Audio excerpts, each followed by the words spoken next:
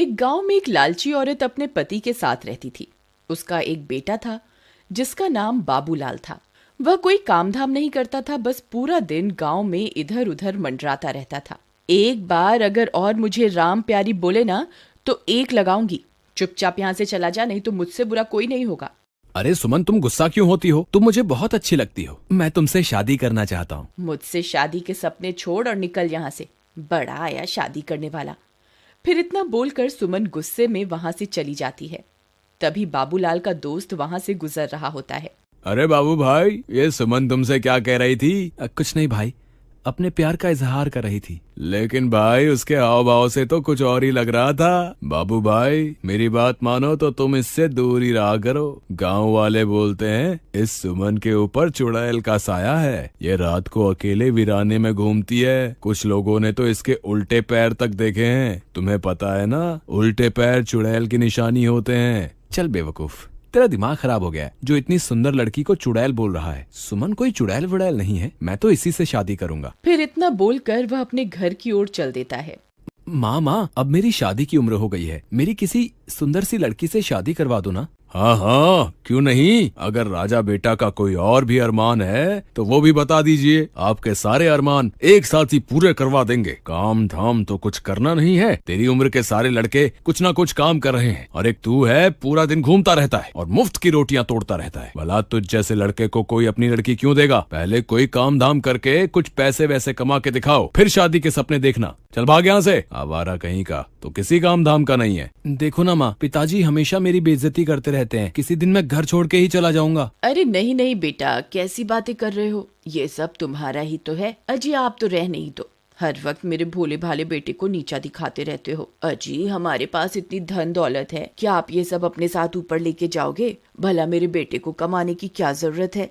माँ, मुझे सुमन बहुत पसंद है। तुम उसके घर मेरा रिश्ता लेकर जाओ ना। ठीक है, मैं कल ही सुमन के माता पिता से तुम्हारे रिश्ते की बात करने जाऊंगी। फिर अगले दिन बाबूलाल की माँ सुमन के घर रिश्ता लेकर जाती है और उन्हें अपने पैसों का रुबाब दिखाती है। देखिए बहन जी, आप बहुत अमीर लोग हैं और हम गरीब। मेरे पास आपको देने के लिए कुछ भी नहीं है। तुम्हारी किस्मत बहुत अच्छी है जो तुम्हारी लड़की की शादी मेरे बेटे से हो रही है। बस तुम सुमन की शादी मेरे बेटे से करवा दो, मुझे तुमसे कुछ नहीं चाहिए। इतना बोलकर वह वापस अपने घर की ओर चल देती है।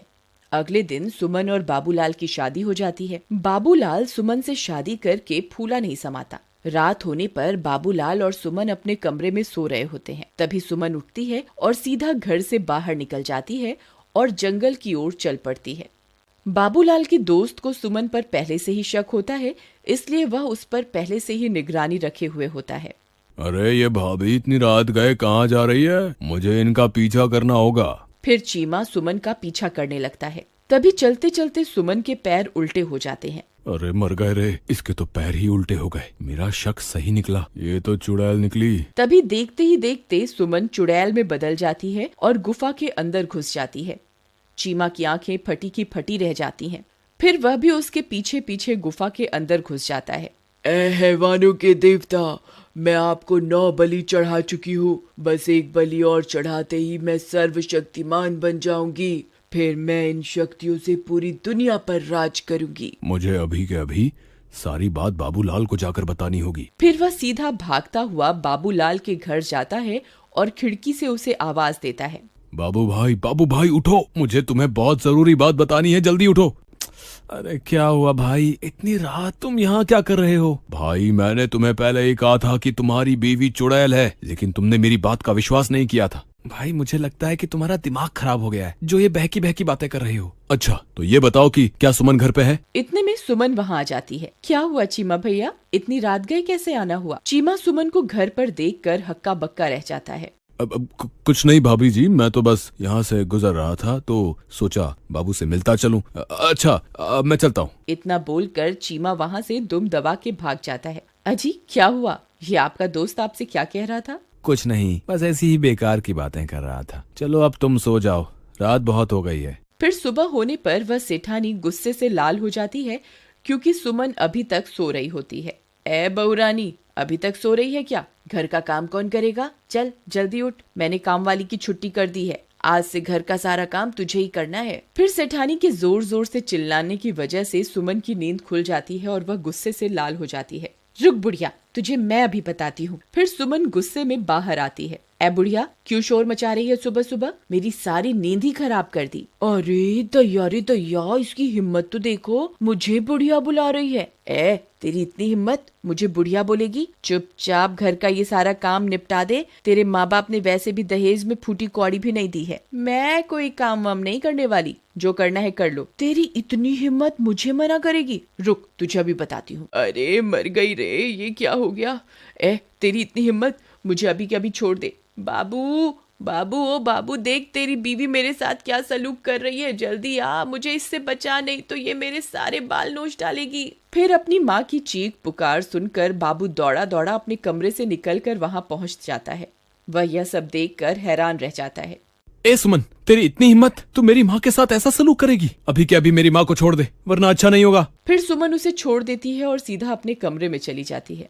माँ, आप ठीक तो हो ना? आपको कुछ हुआ तो नहीं ना? मैं ठीक हूँ बेटा, मैंने तो बस इसे घर का थोड़ा काम करने को कहा था और इसने मेरी तो धुनाई ही कर दी। फिर बाबू परेशान होकर घर से बाहर निकल जाता है। वहाँ उसे उसका दोस्त चीमा मिलता है। क्या हुआ बाबू भाई, इतने परेशान क्यों हो? क्या तुम्हें पता चल गया कि तुम्हारी बीवी चुड़ैल है? मजाक मत कर यार चीमा, मैं वैसे ही बहुत परेशान हूँ। आज सुबह सुबह तो सुमन ने हद ही कर दी। उसने माँ के बाल पकड़कर उनसे बहुत बदतमीजी की। भाई, मैंने तो पहले ही कहा था कि सुमन कोई साधारण लड़की नहीं है, उसके ऊपर चुड़ैल का साया है।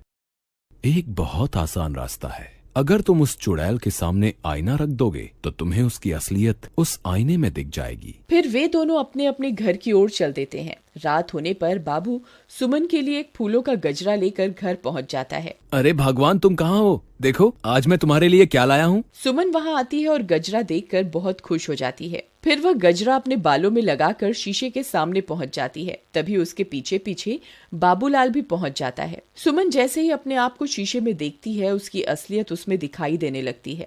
बाबूलाल की आंखें फटी की फटी रह जाती हैं। वह उस चुड़ैल को देखकर बहुत डर जाता है। हे भगवान, ये मैं किस मुसीबत में फंस गया? ये तो सच में चुड़ैल निकली। अच्छा हुआ तुझे मेरी असलियत के बारे में पता चल गया। मैं आज रात को तेरी ही बलि देने वाली थी। अरे भागो रे, ये तो चुड़ैल निकली। अपनी जान बचा के भागो। चीमा भाई, मुझे बचाओ, मेरी बीवी तो चुड़ैल निकली। तुम सही कहते थे। हाय, मर गए रे। फिर वह सीधा भागता भागता अपने दोस्त चीमा के घर पहुंच जाता है। चीमा भाई, जल्दी से दरवाजा बंद कर दो। तुम सही कहते थे, सुमन तो चुड़ैल है। मैंने उसकी असलियत आईने में देख ली है। अब वो मुझे नहीं छोड़ेगी। अजी, मुझे लगता है आपका ये दोस्त अपने साथ साथ हमें भी मरवा के छोड़ेगा। तुम अभी के अभी से घर से बाहर निकालो, नहीं तो इसकी पत्नी इसका पीछा करते करते यहाँ पहुँच जाएगी।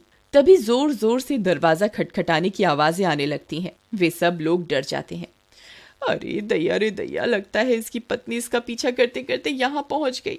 चीमा भाई, गलती से भी दरवाजा मत खोलना, नहीं तो वो चुड़ैल हम में से किसी को भी जिंदा नहीं छोड़ेगी। अरे मर गए रे। बाबू भाई, भाभी तो चुड़ैल बनकर हमारे दरवाजे पर खड़ी है, अब क्या करें? मैं तो कहती हूँ इस बाबूलाल को उठाकर घर से बाहर फेंक दो। वह चुड़ैल इसी की तलाश में यहाँ आई है। बहुत शौक चढ़ा था ना इसे सुंदर स्त्री से शादी करने का, अब भुगतने दो इसे। चलो भाई बाबूलाल, अभी के अभी मेरे घर से बाहर निकलो। चलो चलो चलो। नहीं, मैं कहीं नहीं जाने वाला। मैं अकेला नहीं मरूंगा।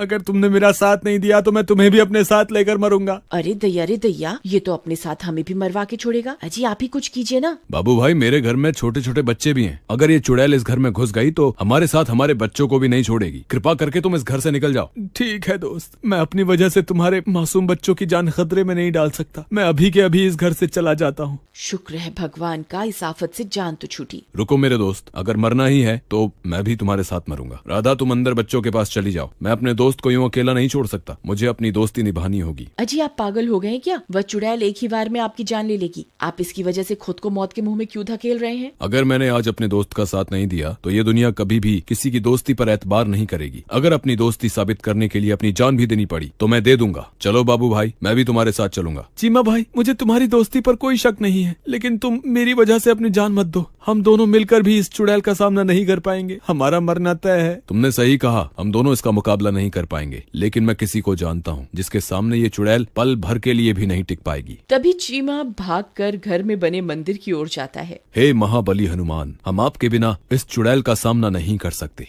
आज फिर से एक बार बुराई को हराने के लिए हमें आपकी जरूरत है। कृपा करके हमारे साथ चलिए महाबली। चलो भाई, अब इस चुड़ैल को सबक सिखाने का वक्त आ गया है। अरे वाह वाह। हम 2 नहीं हैं चुड़ैल, हम 3 हैं। बोलो महाबली हनुमान की जय, सियापति रामचंद्र भगवान की जय, पवन सुत हनुमान की जय। अरे अरे मर गई रे, ये तूने क्या कर दिया। हे भगवान मुझे क्षमा कर दो, मुझसे बहुत बड़ी गलती हो गई।